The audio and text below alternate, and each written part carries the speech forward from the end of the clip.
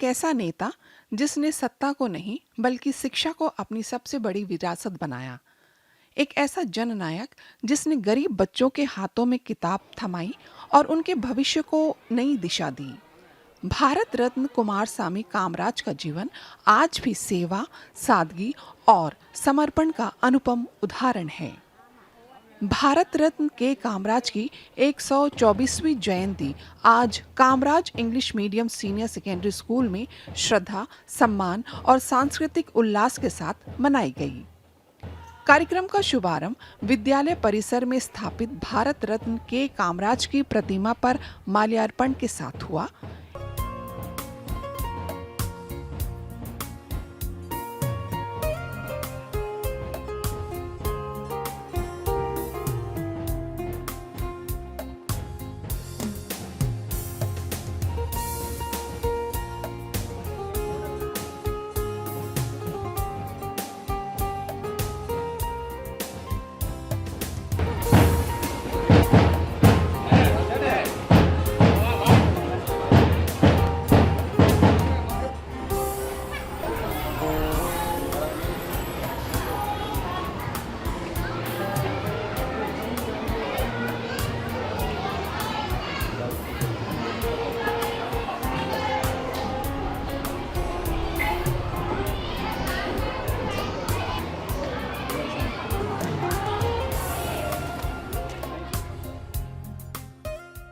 इसके पश्चात मुख्य अतिथि doctor S Dinesh Kannan, IFS one एवं पर्यावरण विभाग, विद्यालय प्रबंधन समिति के अध्यक्ष पी.ए. राममूर्ति तथा अन्य पद अधिकारियों ने पारंपरिक द्वीप प्रज्वलित कर समारोह का विधिवत उद्घाटन किया।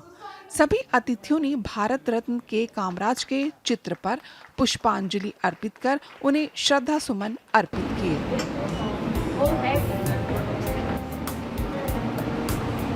Let us invoke the grace of Almighty for wisdom and successful conduct of today's program.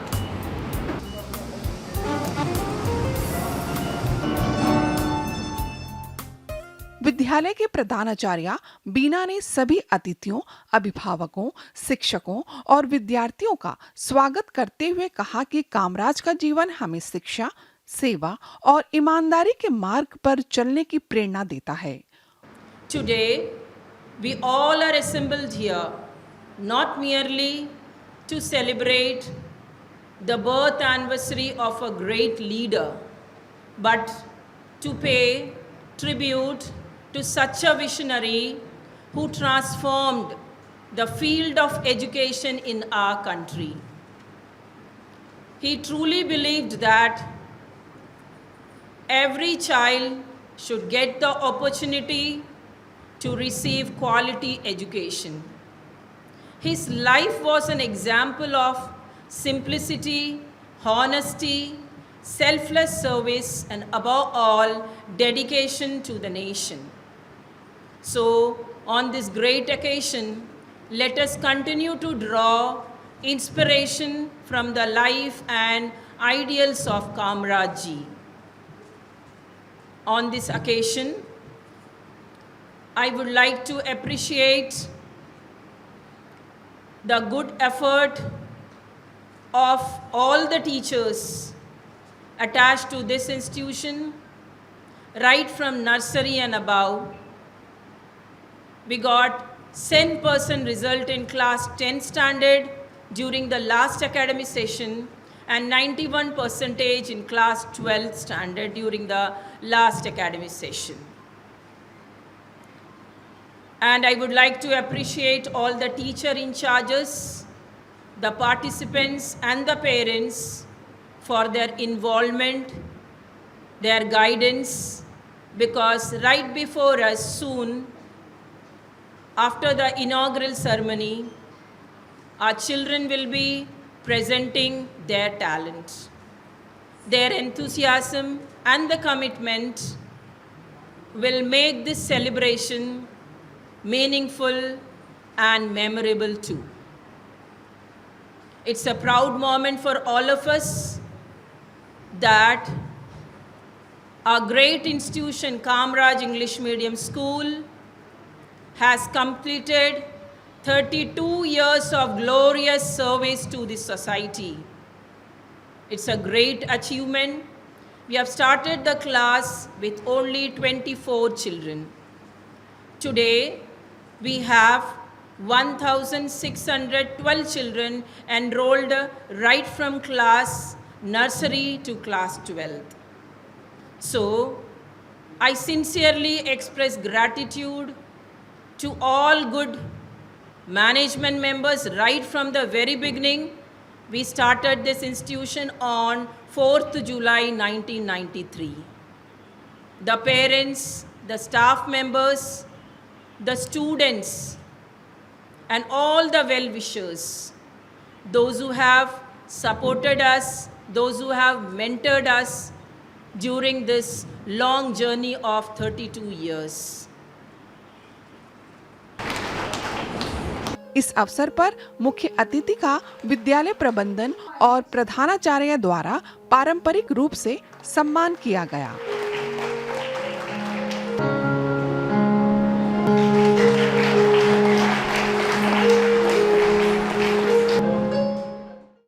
सांस्कृतिक कार्यक्रमों की शुरुआत भारतीय शास्त्रीय नृत्य से हुई, जिसमें विद्यार्थियों ने अपनी प्रतिभा का मनमोहक प्रदर्शन करते हुए भारतीय संस्कृति की समृद्ध परंपरा को जीवंत किया।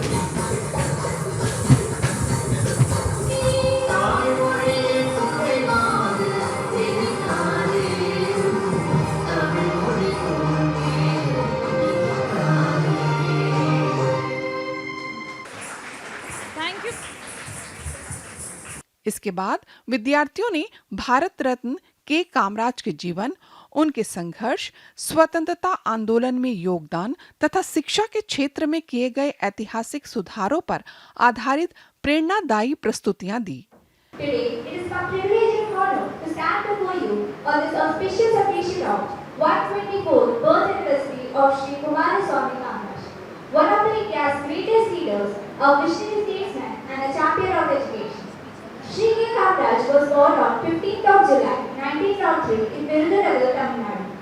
Although he had to discontinue his formal education due to financial issues, he firmly believed that every child deserves an opportunity to learn. This belief became the guiding principle of his life and leadership. Sri Kamaraj joined India's freedom struggle at an early age and actively participated in a movement led by Mahatma Gandhi. He was imprisoned several times by the British, yet remained steadfast in his commitment to the nation. After India achieved independence, he continued to serve the country with the same dedication and sincerity. As the Chief Minister of Tamil Nadu, from 1954 to 1963, Sri Kamaraj brought about remarkable changes in the field of education. He opened thousands of new schools, especially in rural areas, ensuring that even the children from the poorest family could receive an education. He also introduced midday meal scheme, encouraging students to attend school by providing them with nutritious meals. This revolutionary initiative not only increased the school enrollment, but also improved the health and well-being of countless students. Today, this scheme has inspired similar programs across India. Sri Kamaraj was affectionately known as Kingmaker because of his significant role in national politics. His wisdom, integrity and selfless leadership helped shape the future of independent India. Despite holding high positions, he led a simple life, seeking no personal wealth or luxury. His honesty, humility and unwavering commitment to public service continues to inspire generation. Dear friends, the life of Sri Kamaraj teaches us that greatness does not come from wealth or power, but from selfless service, honesty, hard work, and compassion. As students, we can honor his legacy by valuing our education, respecting our teachers, helping those in need, and striving to become responsible citizens of our nation. On this special occasion, let us remember the invaluable contributions of this remarkable leader and pledge to uphold the ideals for which he lived. Education for all, equality, integrity, and dedicated service to society. At last, I would like to conclude with another inspiring thought by Sri K. Kamaraj.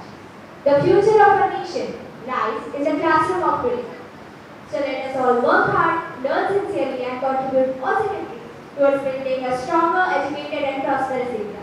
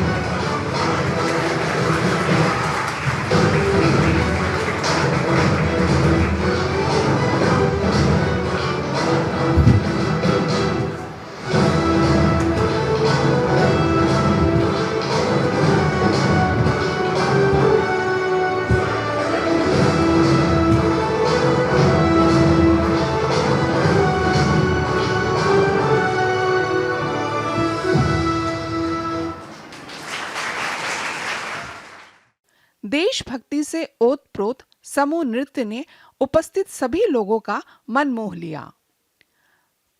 कक्षा 9 की छात्रा श्रुति कुमारी ने अपनी स्वरचित कविता के माध्यम से कामराज के जीवन का भावपूर्ण चित्रण किया। आज मैं आप सबके समक्ष अपनी स्वरचित कविता सुनाने जा रही हूँ, जिसका शीर्षक है श्री कामराज जी को श्रद्धांजलि। शीश झुकाकर नमन करूँ मैं, शीश झुकाकर नमन करूँ मैं उस पावन बलिदानी को। आओ सुनाऊं आज यहाँ एक सच्चे देश दीवाने को। नहीं चाहिए था उनको वैभव, नहीं चाहिए था उनको वैभव, ना कोई ठाट नवाज था, सादगी की मूरत वाले का नाम जिसका कामराज था। बचपन में ही छोड़ पढ़ाई, आजादी की जंग में कूद पड़े, गोरे शासक कांप उठे जब सामने कामराज थे खड़े। जेल की ऊंची दीवारों ने उनका हौसला परखा था, त्याग तपस्या सेवा का वो साक्षात एक चरखा था। जब बने मुख्यमंत्री मद्रास के इतिहास नया रच डाला था, भूखे बच्चों के खातिर मिड डे मील को निकाला था। गांव-गांव में स्कूल खोलकर शिक्षा का दीप जलाया था, गांव-गांव में स्कूल खोलकर शिक्षा का दीप जलाया था। गरीब का बच्चा भी पढ़ पाए ऐसा नियम बनाया था, गरीब का बच्चा भी पढ़ पाए ऐसा नियम बनाया था। सत्ता का ना मोह था उनको, सत्ता का ना मोह था उनको, पद को ठोकर मार दिया। कामराज प्लान लाकर उन्होंने खुद को देश बर्बाद दिया, कामराज प्लान लाकर उन्होंने खुद को देश बर्बाद दिया। नेहरू के बाद संभाला देश को, नेहरू के बाद संभाला देश को, दो पीएम बनाए थे। वह थे भारत के किंग मेकर जो खुद फकीर कहलाए थे। भारत रत्न से विभूषित वो युगों युगों तक याद रहेंगे, कामराज के ऊंचे आदर्श सदा दिलों में अमर रहेंगे। इसके बाद विद्यार्थियों ने भारतीय लोक नृत्य प्रस्तुत कर देश की विविध सांस्कृतिक विरासत का सुंदर प्रदर्शन किया।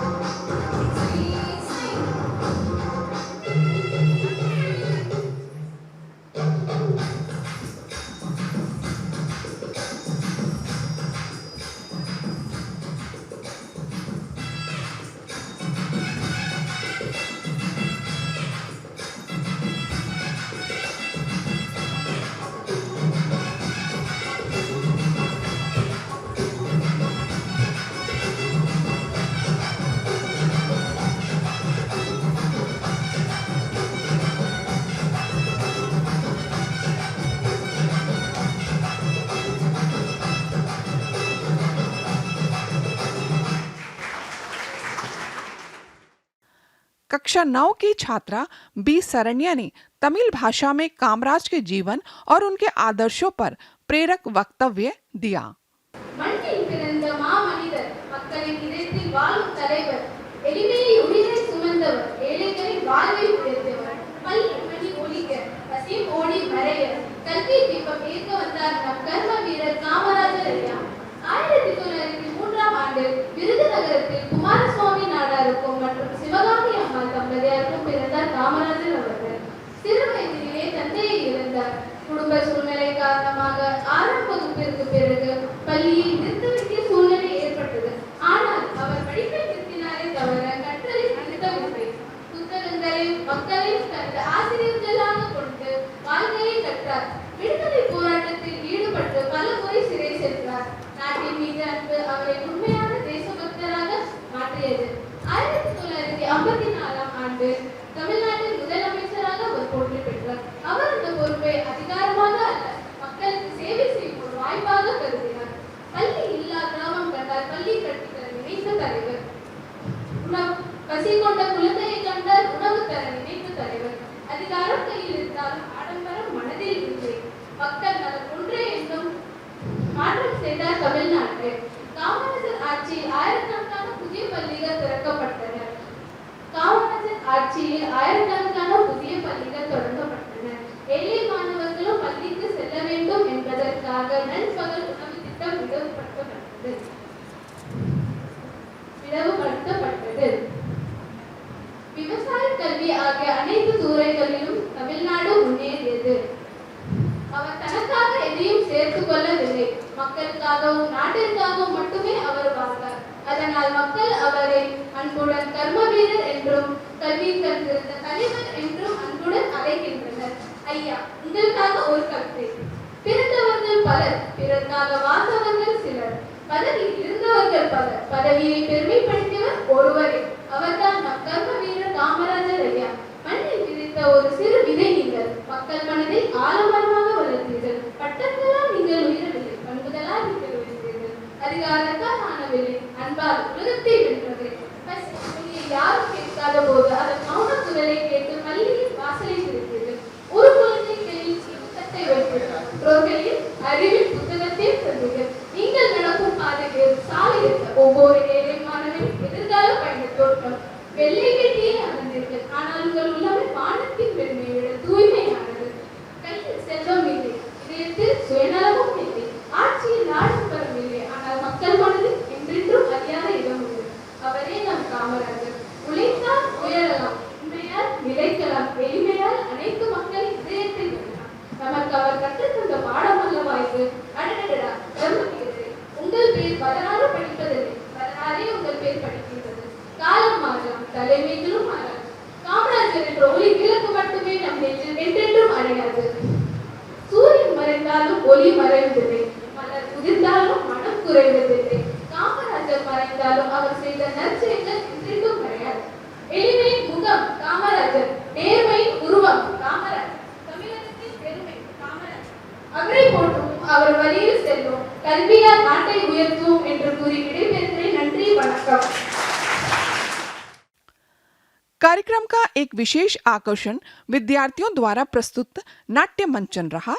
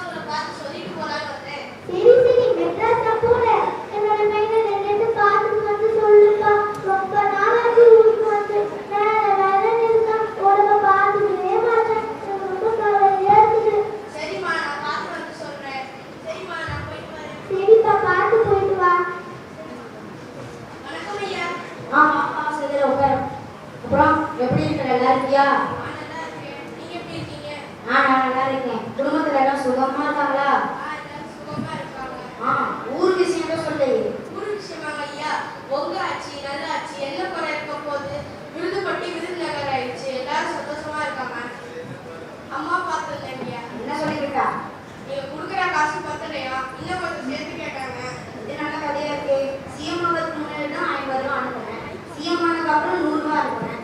பத்தலையாமா? வேற என்ன சொல்லிவிட்டா? போர்வை வேணுமா? அப்புறம் ஒரு ஃபேன் வேணுமா? இது நல்லா இருக்கு. குழுக்கிறது தான் போர்வை கேட்கலாம். அப்புறம் எதுக்கு ஃபேனு? ராத்திரியில கொடுத்தா பகல்ல வெட்டியா தானே இருக்கும், அதனாலதான். சரி சரி, போர்வை இப்போ வாங்கலாம், ஃபேன் அப்புறம் வாங்கலாம். இப்ப தம்பி தங்கராஜுக்கு பாப்பா. 3 பேருக்கு சாப்பாடு இருக்கா? சைக்கிள் சாப்பிட்டு அழைச்சி போச்சு. அசைவம் ஏதாவது செய்யலாமா? சரி சரி, கடையில போய் 3 முட்டை வாங்கிட்டு வாப்பா. என்னங்கய்யா, முதல் வீட்டுக்கு இருந்துன்னா கறி மீன் தடப்படலாம் இருக்குன்னு பார்த்தா நீங்க என்ன வெறும் முட்டை மட்டும் தான் சமைக்கிறீங்க? மட்டன் சிக்கன் வாங்கினா நம்ம சம்பளத்துல கட்டுப்படி ஆகாது. ஏதோ ஒரு துட்டு மிச்சம் பண்ணா ஏழை குழந்தைகளுக்கு படிப்புக்கு விடுவோம். இங்க அசைவம்னா இங்க முட்டை தான்.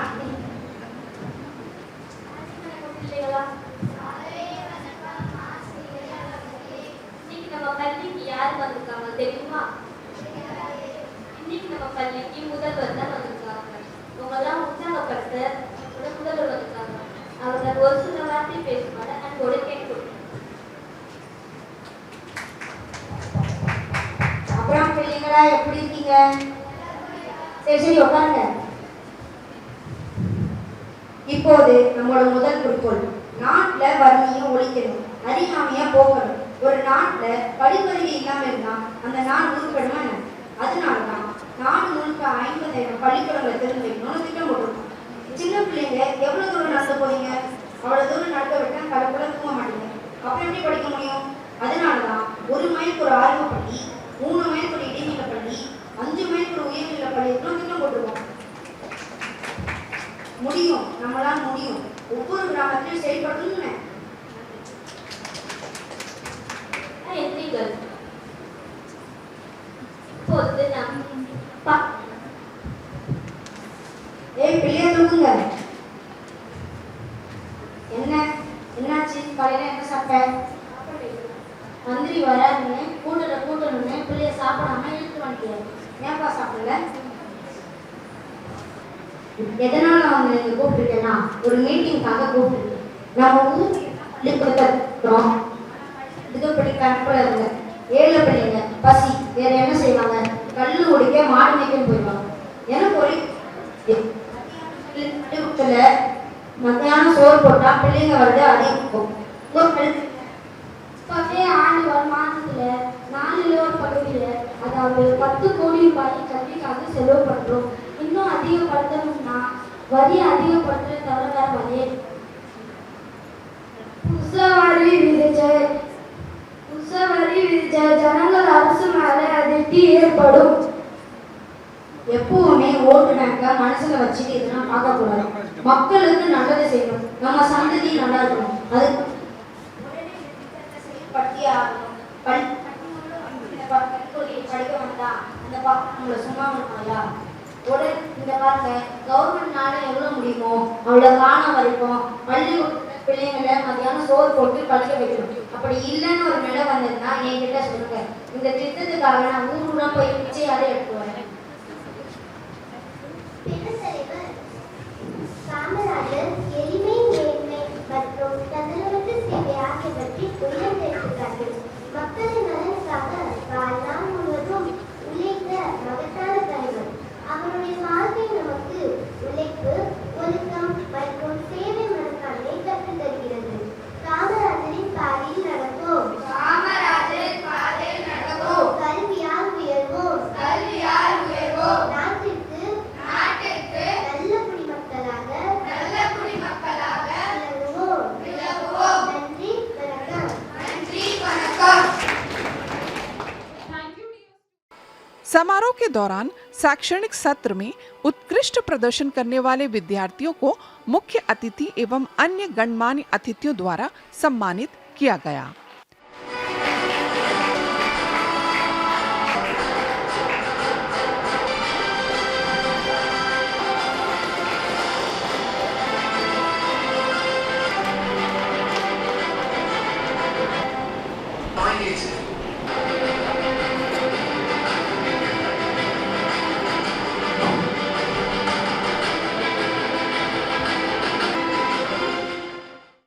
अपने संबोधन में मुख्य अतिथि डॉक्टर एस दिनेश कन्नन ने कहा कि कामराज का जीवन इस बात का प्रमाण है कि सच्चा नेतृत्व पद या सत्ता से नहीं, बल्कि जनसेवा, ईमानदारी और दूरदर्शी सोच से स्थापित होता है।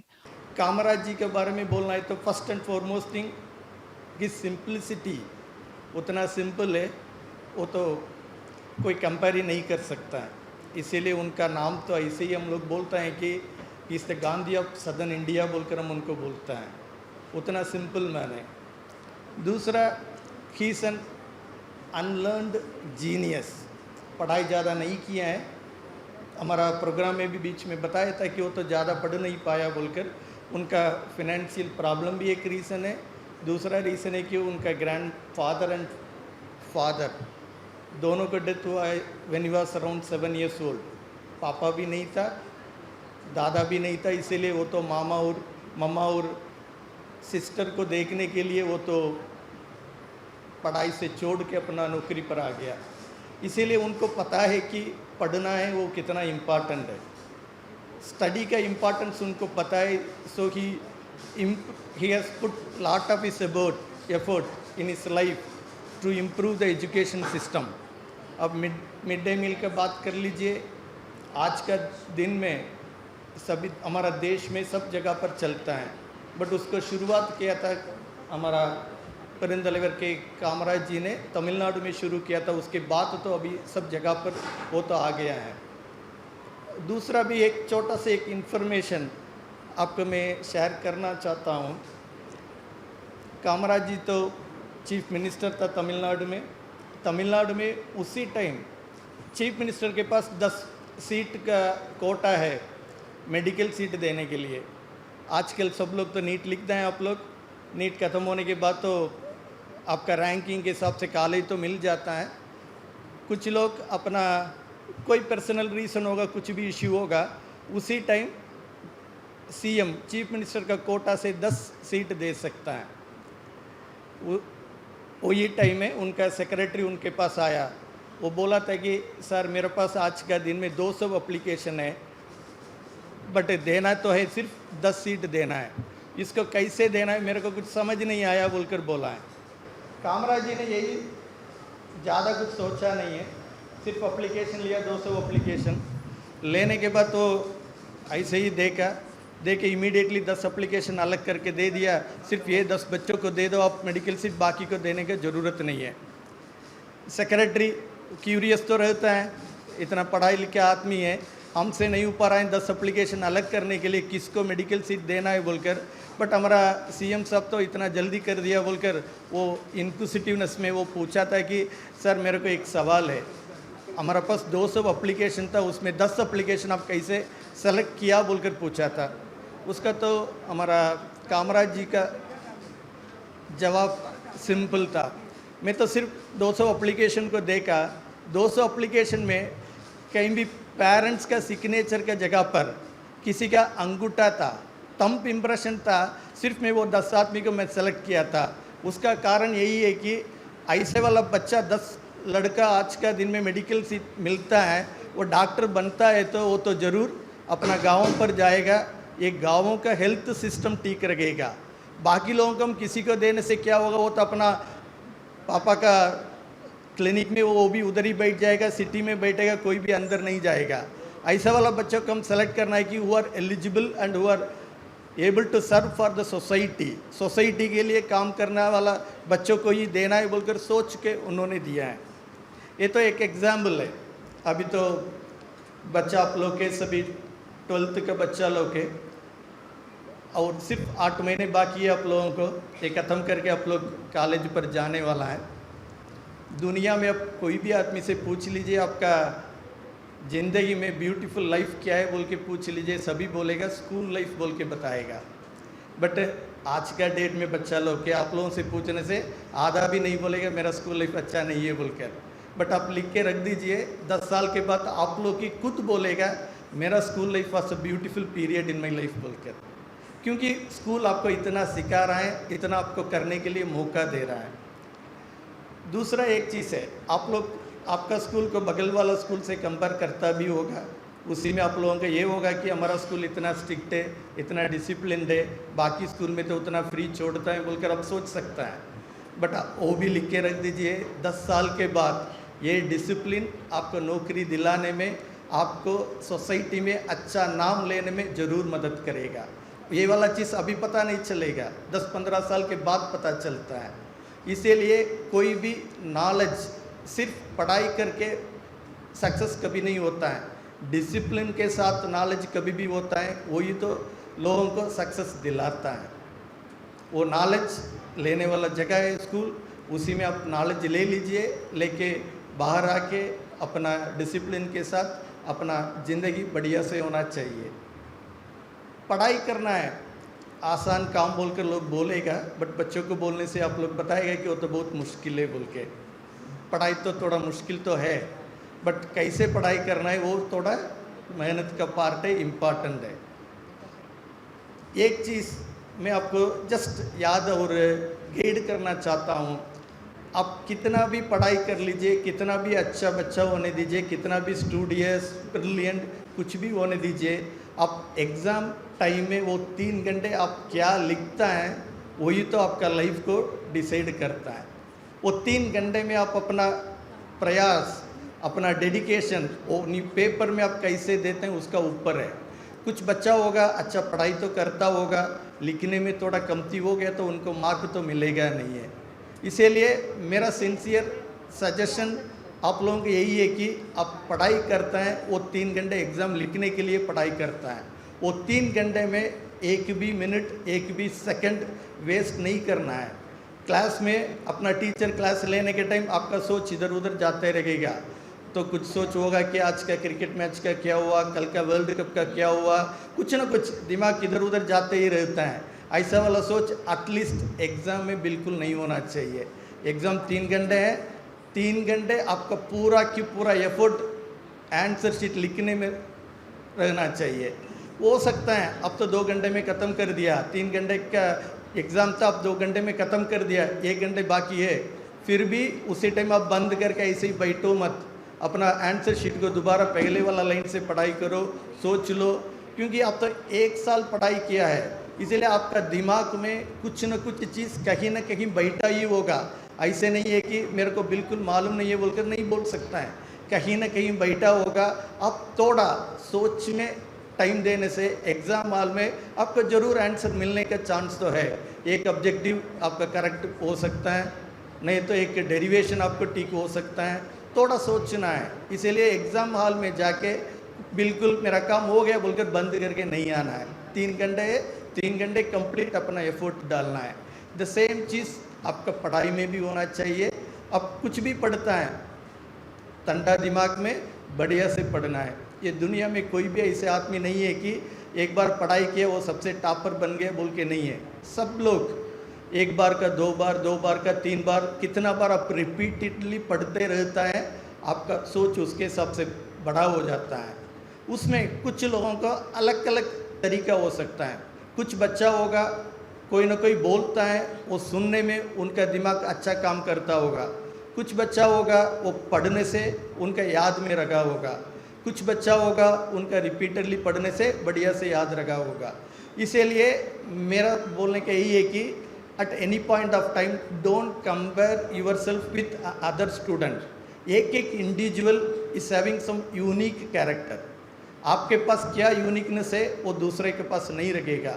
वो तो वो पढ़ाई करता है बोलकर वो तो सबसे अच्छा बोल के नहीं है, दूसरा क्या और कोई कैरेक्टर अच्छा कैरेक्टर हो सकता है। इसीलिए वो वाला आपका सोच के हिसाब से 3 घंटे एग्ज़ाम लिखने के लिए आप कैसे पढ़ाई करना है वो दिमाग में रख के आप पढ़ने से आपको तो ज़रूर सक्सेस मिलेगा। ये छोटा सा एक मंदिर है मेरा तरफ से, आप उसको ले लीजिए। दूसरा चीज़, सभी बच्चा एक ही सेक्शन में नहीं होगा, अलग अलग सेक्शन में होगा। मैथ्स में होगा, साइंस में होगा, कॉमर्स में होगा, आर्ट्स में होगा। सोच ये नहीं होना चाहिए कि मैं तो कॉमर्स पर आ गया, आर्ट्स पर आ गया, इसीलिए मैं अच्छा पढ़ाई नहीं करने वाला है बोलकर बिल्कुल मत सोचना है। वो भी एक इम्पॉर्टेंट चीज़ है, ठीक है। उसी टाइम आप 10th पढ़ने के टाइम थोड़ा आप ठीक से पढ़ा नहीं किया होगा, अभी आप बच्चा लोग खुद भी आप लोगों से पूछ लीजिए, अभी 10th पेपर देने से आप लोग कितना मार्क लिया, उसमें ज़्यादा मार्क तो ले तो सकता है ना, उतना ये तो है ना आपके पास। उस वो वाला चीज़ अभी से आगे का चीज़ में अब थोड़ा ध्यान रख के पढ़ना चाहिए। दूसरा एक चीज़ मैं ये बोलना चाहता हूँ, आज का डेट में हमारा देश में टफेस्ट एग्ज़ाम बोल के बोलता है, यूपीएससी एग्ज़ाम बोलता है, यूनियन पब्लिक सर्विस कमीशन का exam is the toughest examination, ठीक है। वो एग्ज़ामिनेशन में आज का डेट में कितना बच्चा क्लियर करके आता है उसका आप कैलकुलेट करके देख लीजिए। सभी बच्चा मैथ्स टीम से आया नहीं, सभी बच्चा साइंस टीम से आया नहीं, ज़्यादा की ज़्यादा बच्चा आर्ट्स टीम में ही आ रहा है। एक डिस्ट्रिक्ट का कलेक्टर बनना है, एक डिस्ट्रिक्ट का एसपी बनना है, नहीं तो एक जज बनना है, कोई भी बड़ा बड़ा पोस्ट में जाना है, वो सभी बच्चा सभी साइंस टीम से आया नहीं तो मैथ्स टीम में आया बोल के नहीं है, आर्ट से भी पढ़ के बच्चा लोग आता है। उसका एक ही डिफरेंस है, वो 10 और 12 क्लास पढ़ने के टाइम तक उनका सोच और कहीं ना कहीं लगा होगा। एक बार कॉलेज ज्वाइन करने के बाद उनका सोच क्लियर है कि मैं तो ऐसे ही होने वाला हूँ, ऐसे ही बनाने वाला हूँ बोलकर सोच आ गया, फिर वो बच्चा को कोई रुक नहीं सकता है। वो पढ़ना है with proper dedication and sincerity के साथ आप पढ़ाई शुरू करने से you can reach anything, there is nothing called you can not reach. आपका सोच क्लियर होना है, मैं तो यही बनने वाला हूँ, वो ही टारगेट रख के अब पढ़ना है विथ सिंसियरिटी एंड डेडिकेशन। दुनिया में बहुत चीज़ चलते ही रहेगा, आप उसको देखता है नहीं देखता है उसका कोई मतलब नहीं है। आप फुटबॉल मैच नहीं देखने से भी कोई ना कोई हारेगा, कोई ना कोई जीतेगा। आप मूवी कुछ देखता है नहीं देखता है, वो चलने वाला चलते ही रहेगा। आजकल तो मोबाइल का बच्चा लोग सभी एडिक्टेड है, वो भी आप देखता है नहीं देखता है, वो तो अपना ज़िंदगी चलते ही रहेगा। What you are going to do at the end of the day, अब 12th में आ गया, स्कूल लाइफ का एंड पर आ गया, अभी से आपका सोच होना चाहिए मैं बड़ा होके ये करने वाला हूँ। मैं ये नहीं बोलूँगा कि सिर्फ आप ये इधर ही जाओ उधर ही जाओ, कोई भी आप करना चाहता है with full dedication and sincerity के साथ कर लीजिए, आपका सक्सेस जरूर मिलेगा। भारत रत्न के कामराज की 124वीं जयंती का ये आयोजन केवल एक स्मरण समारोह नहीं बल्कि नई पीढ़ी को उनके आदर्शों, राष्ट्रभक्ति, सादगी और शिक्षा के महत्व से जोड़ने का एक प्रेरणादायी प्रयास बन गया।